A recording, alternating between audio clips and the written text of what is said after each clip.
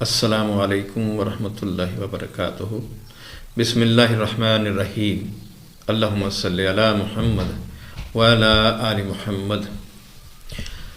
ایک سلسلہ میں نے شروع کیا تھا جس میں نیکیوں کے ثمرات، اس میں ایمان، اسلام، توحید کے بعد آج یہ جو درس ہے یا بیان ہے یہ عقیدے کے متعلق ہے کہ عقیدہ کیا چیز ہے۔ اس میں عقیدہ کا معنی، لغوی معنی، پھر اس کے بعد اسلامی عقیدہ کیا ہے بیان کیا جائے گا انشاءاللہ تبارک و تعالی۔ بہت ہی مفید گفتگو ہے، توجہ سے سنیے گا، کیونکہ دین اسلام میں عقیدے کی بنیاد کی بہت زیادہ اہمیت ہے۔ عقیدہ اگر درست ہے تو پورا دین اسلام، پورا نظام زندگی انسان کا درست ہو جائے گا انشاءاللہ۔ تو بلا تاخیر شروع کرتے ہیں۔ اس سے پہلے آپ میرا یوٹیوب چینل سبسکرائب کر دیں انشاءاللہ، اس میں کوئی دقت نہیں ہے تو میرا بھی فائدہ ہو جائے گا اور آپ کا فائدہ یہ ہوگا کہ اچھی باتیں آپ تک پہنچتی رہیں گی۔ عقیدے کا مفہوم کیا ہے؟ عقیدے کا لفظ عقد سے نکلا ہے، جس کے معنی ہیں باندھنا، گرہ باندھنا، گرہ لگانا اور مضبوطی سے کسی چیز کے ساتھ منسلک ہو جانا۔ عربی زبان میں یہ لفظ انہی معنوں میں استعمال ہوتا ہے، جیسے عقد الحبل یعنی رسی کو گرہ لگانا، عقد الازار کے معنی ہے ازار باندھنا، اور عقد العہد والبیع کے معنی ہے عہد اور بیع کو پکا کرنا وغیرہ۔ یہ لفظ حل کا متضاد ہے۔ حل کے معنی ہے کھولنا اور عقد کے معنی ہے باندھنا۔ اردو زبان میں بھی عربی کے ان دو الفاظ کو ملا کر ایک ترکیب بنائی گئی ہے، جیسے معاملات حکومت میں تصرف و تسلط رکھنے والے لوگوں کو ارباب حل و عقد کہا جاتا ہے۔ اصطلاحی اعتبار سے عقیدے سے مراد انسان کے وہ پختہ اور اٹل نظریات ہیں جن میں شک و شبہ کی کوئی گنجائش نہیں ہوتی۔ انسان کا ہر عمل انہی نظریات کا عکس ہوتا ہے اور یہی نظریات اس کے اعمال کے محرک بھی ہوتے ہیں۔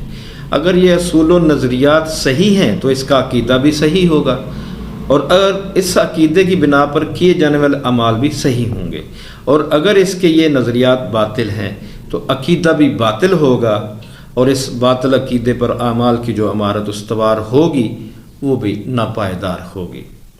اس کو یوں سمجھیے کہ عقیدے کی مثال ایک بیج کی سی ہے، اللہ اکبر، اور عمل اس بیج سے اگنے والا پودا ہے۔ کمال ہے، کیا بات ہے۔ یہ بات ظاہر ہے کہ پودے میں وہی خصوصیات ہوں گی جو بیج میں پنہاں ہیں، لہذا بیج جس قدر خالص، صحیح اور باصلاحیت ہوگا اسی قدر اعمال کی صورت میں اس کے برگ و بار ظاہر ہوں گے۔ اب اسلامی عقیدے کا مفہوم، یہ تو میں نے جو بیان کیا ہے کہ عام جو عقیدہ ہے اس کے متعلق میں نے آپ سے بات کی۔ ابھی آپ دیکھیں کہ اسلامی عقیدے کا مفہوم کیا ہے۔ عقیدے کا عمومی مفہوم ذہن نشین کر لینے کے بعد یہ جان لینا بھی ضروری ہے کہ اسلامی عقیدے کا مفہوم و مراد کیا ہے۔ تو اسلامی عقیدے کے مفہوم میں ارکان ایمان کے ساتھ ساتھ دین کے تو تمام بنیادی اصول بھی شامل ہیں جو کتاب و سنت سے ثابت ہیں۔ ارکان ایمان سے مراد اللہ، فرشتوں، کتابوں، رسولوں، آخرت اور تقدیر پر ایمان لانا ہے۔ ان 6 باتوں کے ساتھ غیب کی ان تمام خبروں پر بھی ایمان لانا ضروری ہے جس کا تذکرہ صحیح نصوص میں ہوا ہے۔ گویا اسلامی عقیدے کا مفہوم یہ قرار پاتا ہے کہ دین کے بنیادی اصول و نظریات اور اخبار و امور غیب پر کما حقہ ہو ایمان و یقین حاصل ہو جائے، اور اس میں شک و شبہ کی ذرا بھی گنجائش باقی نہ رہنے پائے۔ اب اسلامی عقیدے کا مفہوم اور اس کے بعد آپ اسلامی عقیدے کی اہمیت کے بارے میں سنیں گے۔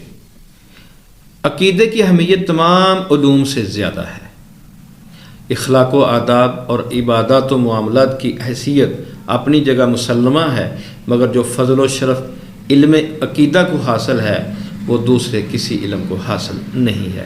ایک مسلمان جس چیز کا سب سے پہلے مخاطب اور پابند ہوتا ہے وہ یہی عقیدہ ہے، اور ایک نئے مسلمان ہونے اور دائرہ اسلام میں داخل ہونے والے کے لیے جس چیز کی معرفت حاصل کرنا سب سے پہلے ضروری ہے وہ یہی عقیدہ ہے۔ عقیدہ کی اہمیت کا اندازہ ذیل کی باتوں سے خوبی کیا جا سکتا ہے۔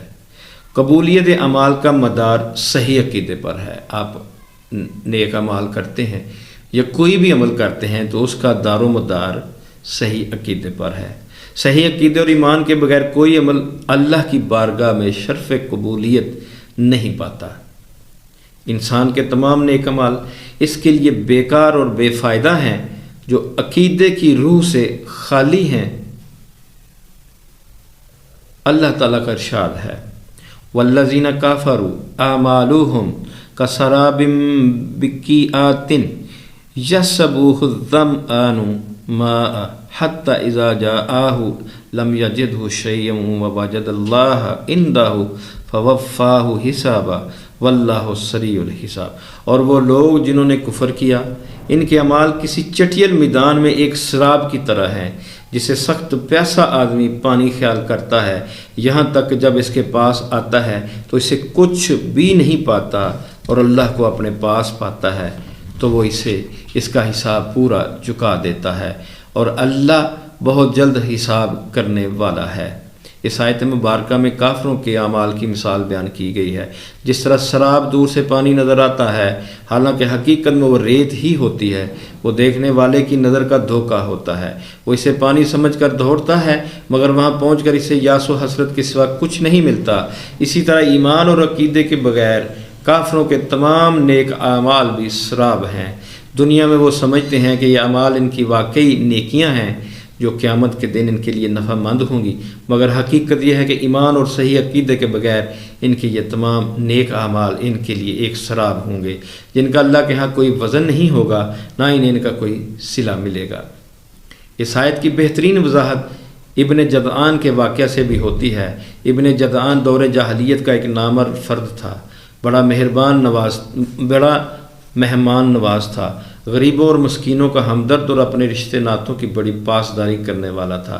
ایک دن سیدہ عائشہ رضی اللہ عنہا نے رسول اللہ صلی اللہ علیہ وسلم سے عرض کی، اے اللہ کے رسول، ابن جدعان دور جاہلیت میں صلہ رحمی کرتا اور مسکینوں کو کھانا کھلاتا تھا، تو کیا یہ اعمال اس کو فائدہ دیں گے؟ آپ صلی اللہ علیہ وآلہ وسلم نے فرمایا اسے یہ اعمال فائدہ نہیں دیں گے، کیونکہ اس نے ایک دن بھی یہ نہیں کہا تھا کہ اے میرے رب قیامت کے دن مجھے معاف فرما دینا۔ کتاب الایمان، مسلم کتاب الایمان، حدیث نمبر 214۔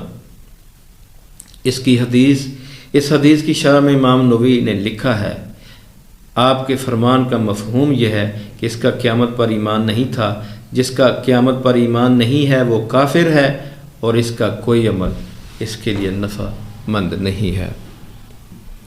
تو الحمدللہ عقیدے کا لغوی معنی اور